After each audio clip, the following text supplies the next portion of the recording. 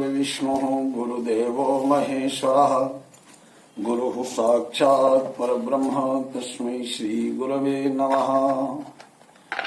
नारायणं नमस्कृत्य नरं चैव नरोत्तमं देवीं सरस्वतीं व्यासं ततो जयमुदीरयेत।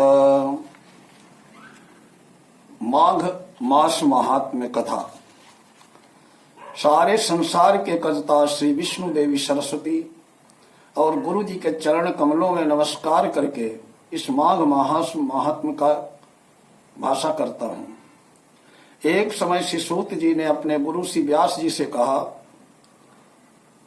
कि गुरुदेव कृपा करके मुझे माघ मास का महात्म्य कहिए, क्योंकि मैं आपका शिष्य हूँ। व्यास जी कहने लगे, रघुवंश के राजा दिलीप एक समय यज्ञ के पश्चात अपने पैरों में और सुंदर पैरों में जूते और सुंदर वस्त्र पहनकर शिकार की सामग्री से युक्त कवच और शोभायमान आभूषण पहने हुए अपने सिपाहियों से घिरे हुए जंगल में शिकार खेलने के लिए अपनी नगरी से बाहर निकले। उनके सिपाही जंगल में शिकार के लिए मृग, व्याघ्र, सिंह और जंतुओं की तलाश में इधर उधर फिरने लगे। उस वन में वनस्थली अत्यंत शोभा को प्राप्त हो रही थी। वन में कहीं वृक्षों पर मोर नाच रहे थे, कहीं मृगों के झुंड फिरते थे, कहीं गीदड़ अपना भयंकर शब्द कर रहे थे, कहीं गैंडों का समूह हाथियों के समान फिर रहा था, कहीं वृक्षों के कोटरों में बैठे हुए उल्लू अपना शब्द कर रहे थे, कहीं सिंहों के पदचिन्हों के साथ घायल मृगों के रक्त से भूमि लाल हो रही थी, कहीं दूध से भरी थनों वाली सुंदर भैंसें फिर रही थीं, कहीं पर गंधित पुष्प हरी हरी लताएं वन की शोभा बढ़ा रही थीं, कहीं बड़े बड़े अजगर उनकी केचुओं में पड़ी थी, कहीं उसी समय राजा के सिपाहियों के बाजे की आवाज सुनकर मृग वन में से निकलकर भागने लगा। बड़ी बड़ी चौकड़ियां भरता हुआ आगे बढ़ा। राजा ने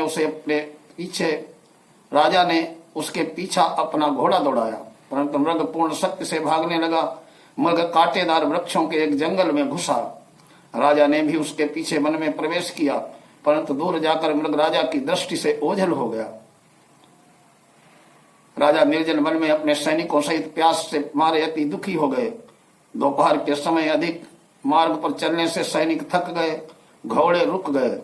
कुछ थोड़ी देर बाद राजा ने बड़ा भारी सुंदर सरोवर देखा, जिसके किनारों पर घने वृक्ष थे। इसका जल सज्जनों के हृदय के समान पवित्र था। सरोवर का जल लहरों में बड़ा सुंदर लगता था। जल में अनेक प्रकार के जंतु मछलियां स्वच्छंदता के से इधर उधर फिर रही थीं। दुष्टों के समान निर्दयी चित्त वाले मगरमच्छ भी थे। किसी किसी जगह लोभी के घर के समान सिमाल भी पड़ी हुई थी। जैसे विपत्ति में पड़े हुए लोगों के दुखों को हरने वाले दानी पुरुष के समान ये सरोवर अपने जल से सबको सुखी करता था। जैसे मेघ चालक के दुख को हरता है, सरोवर को देखकर राजा की थकावट दूर हो गई। रात्रि को राजा ने वहीं विश्राम किया। सैनिक पहरा देने लगे और चारों ओर फैल गए। रात के अंतिम समय सूकरों के एक झुंड ने आकर अंतिम समय में पानी पिया और कमल के झुंड के पास आया। तब शिकारियों ने सावधान होकर सूकरों पर आक्रमण कर दिया, उसको मारकर पृथ्वी पर गिरा दिया। उस समय सब शिकारी कोलाहल करते हुए बड़ी प्रसन्नता के साथ राजा के पास गए। राजा सुप्रभात हुआ देखकर उनके साथ ही अपनी नगरी की तरफ चल पड़ा। रास्ते में एक तपस्वी को देखा, जिसका शरीर तपस्या और नियम के कारण बिल्कुल सूख गया था, तो मृगछाला और बलकल पहने हुए था। राजा ने ऐसे घोर तपस्वी को देखकर आश्चर्य से उनको प्रणाम किया, हाथ जोड़कर खड़ा हो गया। तपस्वी ने राजा से कहा, है राजन, इस पुण्य शुभ मास में इस सरोवर को छोड़कर तुम यहाँ से क्यों जाने की इच्छा करते हो? तो राजा कहने लगे, महात्मन, मैं तो माघ मास में स्नान के फल के बारे में कुछ भी नहीं जानता।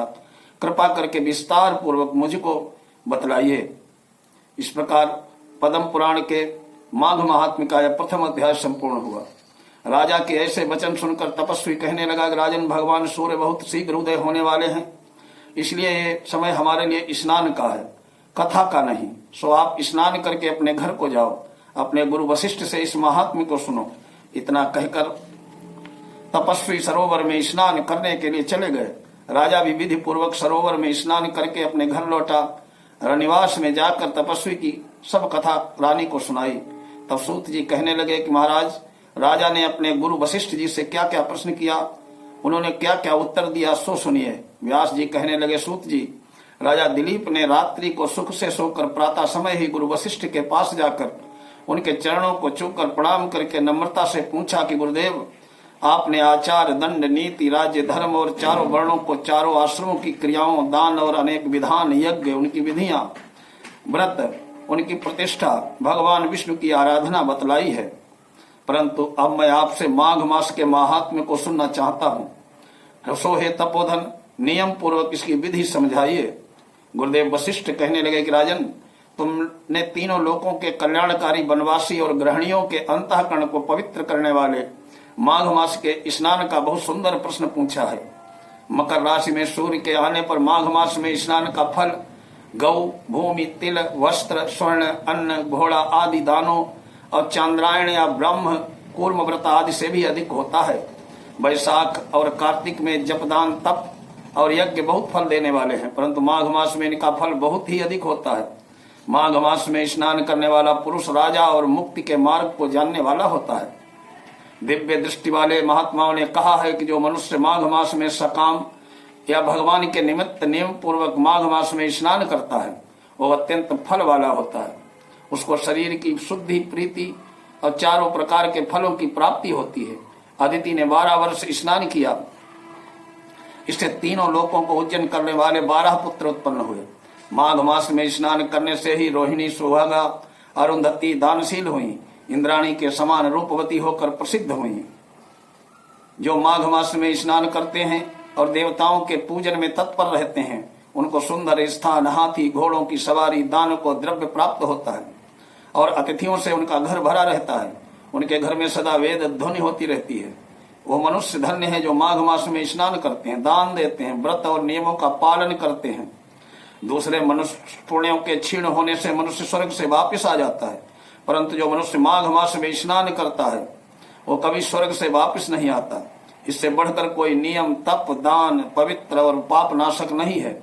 भृगु ने मणि पर्वत पर विद्याधरों को ये सुनाया था। तब राजा ने कहा, ब्राह्मण, भृगु ऋषि ने कब मणि पर्वत पर विद्याधरों को ये उपदेश दिया था, सो बतलाइए। तब ऋषि जी कहने लगे कि हे राजन, एक समय 12 वर्ष तक वर्षा न होने के कारण, सब प्रजा क्षीण होने के कारण संसार में बड़ी उद्विग्नता पैदा हो गई। हिमालय और विंध्याचल पर्वत के मध्य का क्षेत्र निर्जल होने लगा। श्राद्ध, तप और स्वाध्याय सब छूट गए। सारा लोक विपत्तियों में फंस गया, प्रजाहीन हो गया। सारा भूमंडल फल और अन्न से रहित हो गया। तब विंध्याचल से नीचे बहती हुई नदी के सुंदर वृक्षों से आच्छादित आश्रम में अपने से निकलकर श्री भृगु ऋषि अपने शिष्यों सहित हिमालय पर्वत पर गए। इस पर्वत की चोटी नीली और नीचे का हिस्सा सुनहरी होने के कारण सारा पर्वत पीताम्बरधारी श्री भगवान के सदृश लगता था। पर्वत के बीच का भाग नीला और बीच बीच में कहीं कहीं सफेद स्फटिक होने के कारण होने से तारों से युक्त आकाश जैसी शोभा प्राप्त हो रही थी। रात्रि के समय वो पर्वत दीपकों की तरह चमकती हुई दिव्य औषधियों से पूरित किसी महल की शोभा को प्राप्त होता था। ये पर्वत शिखाओं पर बांसुरी बजाती, सुंदर गीत गाती हुई किन्नरियों और केले के पत्तों की पताकाओं से अत्यंत शोभा को प्राप्त हो रहा था। ये पर्वत नीलम, पन्ना, पुखराज तथा चोटी से निकलती हुई रंग बिरंगी किरणों से इंद्रधनुष के समान प्रतीत हो रहा था। स्वर्ण आदि सब धातुओं से चमकते हुए रत्नों से चारों ओर फैली हुई अग्नि ज्वाला के समान शोभायमान था। इसकी कंदराओं में काम पीड़ित विद्याधरी अपने पतियों के साथ आकर रमण करती हैं। गुफाओं में ऐसे ऋषि मुनि जिन्होंने संसार के सब क्लेशों को जीत लिया, रात दिन ब्रह्म का ध्यान करते हैं और कई एक हाथ में रुद्राक्ष की माला लिए हुए शिव की आराधना में लगे हुए हैं। पर्वत के नीचे भागों में जंगली हाथी अपने बच्चों के साथ खेल रहे हैं। कस्तूरी वाले रंग बिरंगे मृगों के झुंड इधर उधर भाग रहे हैं। यह पर्वत सदा राजहंस और मोरों से भरा रहता है, इसी कारण इसको हेमकुंड कहते हैं। यहाँ पर सदैव ही देवता, गुह्यक और अप्सरा निवास करते हैं। श्री पद्म पुराण का माघ महात्म्य का दूसरा अध्याय संपूर्ण हुआ। बोलिए लक्ष्मी नारायण भगवान की जय।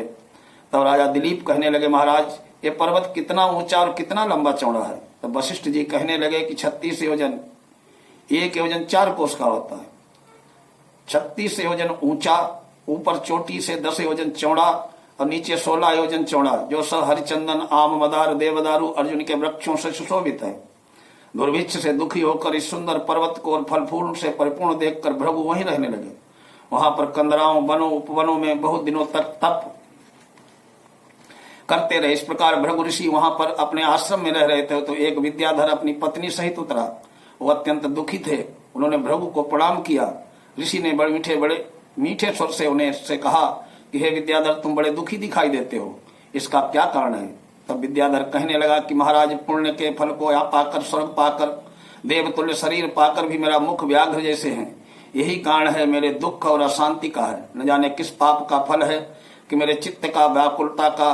दूसरा कारण भी सुनिए। ये मेरी पत्नी बड़ी रूपवती, मीठा वचन बोलने वाली, नाचते गाने की कला से अति प्रवीण, शुद्ध चित्त वाली, 7 सुरों वाली, वीणा को बजाने वाली, जिसने अपने कंठ में गाकर नारद जी को प्रसन्न किया, नाना सुरों से नाद से वीणा बजाकर कुबेर को प्रसन्न किया, अनेक प्रकार से नाच तल से शिवजी महाराज भी अति प्रसन्न और रोमांचित हुए। शील और उदारता, रूप और यौवन में स्वर्ग में कोई भी अप्सरा भी इसकी जैसी नहीं है। कहाँ ऐसी चंद्रमुखी स्त्री और कहाँ मैं व्याघ्र मुख वाला। यही चिंता सदैव मेरे हृदय को जलाती है। विद्याधर के ऐसे वचन सुनकर तीनों लोकों की भूत, भविष्य और वर्तमान की बात जानने वाले दिव्य दृष्टि वाले ऋषि भृगु कहने लगे कि हे विद्याधर, कर्म के विचित्र फल प्राप्त होते हैं। मक्खी के पैर जितना विष भी प्राण लेने वाला हो जाता है। छोटे छोटे पापों का फल भी अत्यंत दुखदायी हो जाता है। तुमने माघ मास की एकादशी का व्रत करके द्वादशी आने पर शरीर में तेल लगाया, इसी पाप कर्म से व्याघ्र हुए। एकादशी के दिन उपवास करके द्वादशी को तेल लगाने से राजा पुरुरवा ने भी कुरूप शरीर पाया था। तब वो अपने कुरूप शरीर को देखकर दुखी होकर हिमालय पर्वत पर देव सरोवर के में यज्ञों से बढ़कर गर्जना कर किनारे गया। प्रीति पूर्वक शुद्ध स्नान कर कुशा के आसन पर बैठकर भगवान कमल नेत्र वाले पीताम्बर पहने वनमाला धारण किए हुए विष्णु का चिंतन करते हुए पुरुरवा ने 3 मास तक निराहार रहकर भगवान का चिंतन किया। इस प्रकार 7 जन्मों में प्रसन्न होने वाले भगवान राजा ने के 3 महीने के तप से ही प्रसन्न हो गए। माघ मास की शुक्ल पक्ष की एकादशी को प्रसन्न होकर भगवान ने अपने शंख में के जल से राजा को पवित्र किया। भगवान ने उससे तेल लगाने की बात याद दिलाकर सुंदर देवताओं का सा रूप दिया, जिसको देखकर उर्वशी भी उसको चाहने लगी थी। राजा सुकृत्य होकर अपनी पूरी को चला गया। भृगु ऋषि कहने लगे, हे विद्याधर, इसलिए तुम क्यों दुखी होते हो? यदि तुम अपना राक्षसी शरीर छोड़ना चाहते हो तो मेरा कहना मानकर जल्दी ही पापों को नष्ट करने वाली हेमकूट नदी में माघ मास में स्नान करो। वहां पर ऋषि सिद्ध होकर देवता निवास करते हैं। जब मैं इसकी विधि बतलाता हूँ, तुम्हारे भाग्य के से माघ मास आज से 5वें दिन ही आने वाला है। पौष शुक्ला एकादशी से इस व्रत को आरंभ करो। भूमि में स्नान करके महीना भर निराहार रहो। सब लोगों को त्याग कर तीनों समय शिवजी स्तोत्र मंत्रों से पूजन करोगे तो तुम्हारा मुख कामदेव के समान हो जाएगा। देवता भी तुम्हारा मुख देखकर चकित हो जाएंगे। तुम अपनी पत्नी के साथ सुखपूर्वक क्रीड़ा करोगे। माघ मास के प्रभाव को जानकर सदा माघ में स्नान करो। पाप और दरिद्रता से बचने के लिए मनुष्य को सदा यत्न से माघ मास का स्नान करना चाहिए। यह स्नान सदा सब दानों यज्ञों को फल देता है, पापों का क्षय होता है। वशिष्ठ जी कहते हैं, राजा दिलीप की यह कथा भृगु ने विद्याधर को सुनाई। माघ मास स्नान योगों से भी बढ़कर यज्ञ और यज्ञों से बढ़कर गर्जना करता है। पुष्कर, कुरुक्षेत्र, ब्रह्मावर्त, काशी, प्रयाग, गंगा सागर जैसे संगमों में मनुष्य को जो फल 10 वर्ष में मिलता है, उतना ही फल माघ मास में स्नान करने से 3 दिन में मनुष्य को मिलता है। इस में संशय नहीं है कि चिरकाल तक स्वर्ग रहने की इच्छा रखने वाले मनुष्यों को सदा यत्न से माघ मास में स्नान करना चाहिए। आयु, आरोग्य, धन, रूप, कल्याण, गुण प्राप्त करने वालों को माघ मास का स्नान कभी नहीं छोड़ना चाहिए। स्नान करने वाला इस लोक और परलोक में सदा सुखी रहता है। वशिष्ठ जी कहते हैं, दिलीप, भृगु जी के वचन सुनकर विद्याधर अपनी स्त्री सहित उसी स्थान पर पर्वत के झरने में माघ मास का स्नान करने लगा। उसके प्रभाव से उसका मुख देव सदृश हो गया।